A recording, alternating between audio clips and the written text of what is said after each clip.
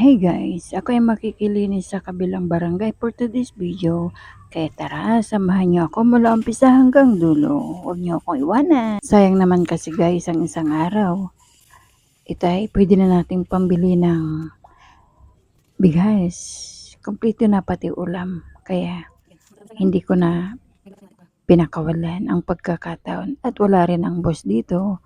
Pwede rin akong kumuha ng kanyang gulay. Kaya huwag kayong maingay. Uubusin ko ang talbos mamaya dito. Bago ko alisin ang mga damo, pinutol-putol ko muna ang mga tangkay ng kamuti, inalis ko yung ibang talbos kasi sayang naman at aking puputol-putulin para ilipat uli at itanim. Sayang naman guys, tignan nyo kung paano papayat naman nila dahil panay nga ulan at hahabol pa naman ito, kaya hindi ko na pinatagal, binawasan ko sila at ililipat ko dito sa kabilang lupa para dumami na naman muli at marami akong hihingin sa kapitbahay. At ito na nga guys, pagkatapos kong hinimay-himay ang mga tangkay, isasabay ko ng bubungkalin ang lupa at aalisin ang mga konting damo at aking itatanim muli dito sa tabi ng mga puno ng okra. Masanay na rin kayo sa aking background. Kapag nandito ka talaga sa probinsya, iba't ibang huni ng hayop ang iyong maririnig. Andyan ang manok, baboy, duckling. Ayun na nga guys, patapos na ako sa mga tinalbos kong kamote na hinimay-himay, na itanim ko na sila at nalisan ko na rin ng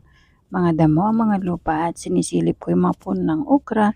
Baka mamaya may makukuha na ako. Inilipat-lipat ko nga pala yung mga kanyang pananim dito sa mga gilid-gilid. May mga abukado, mga prutas. Bahala na. Baka sa susunod na araw walang bantay dito. Kukuha ako pag nagkabunga na. May mga ibang sanga rin dito na pwede pang itanim. Kaya pinakialaman ko na ulit at pinutol-putol. Bahala na kung magalit dito yung may-ari. Ang mahalaga na itanim ko muli. Sayang naman kasi panay ang ulan. Dahil ang mga halaman malago kapag nadidiligan at mabilis silang mamunga. Kaya heto, sige lang ang putol, bahala na. Kung makita ko ng may-ari, ang mahalaga na itanim ko na. Nilagyan ko rin sila ng mga maliliit na bakod para naman may masanggahan yung mga dahon kapag mahangin-hangin.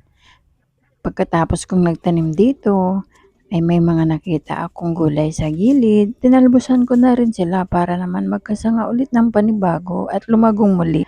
At ito na, pinakialaman ko ng mga gulay ng aking kapitbahay. Lahat sila ay aking tinalbusan. Hindi ko na pinakawalan ang pagkakataon.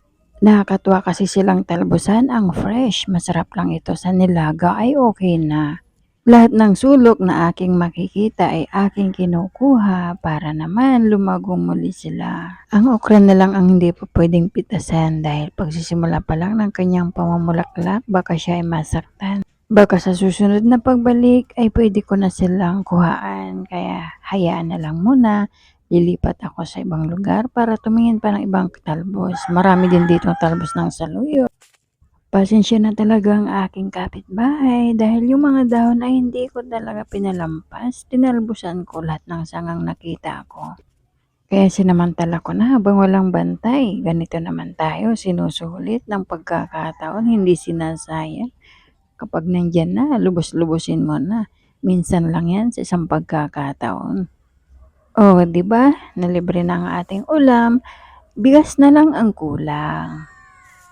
Sa buhay natin, huwag mong iwanan ang kasipagan, ang kalimutan mo ang katamaran. Hindi tayo mabubuhay kung hindi tayo gagalaw dahil hindi naman magic ang lahat. Tandaan, hindi mo makukuha ang isang bagay nang paupo-upo ka lang. Kailangan samahan mo lagi ng mahabang tiyaga at kasipagan. Yan lang guys. Bye!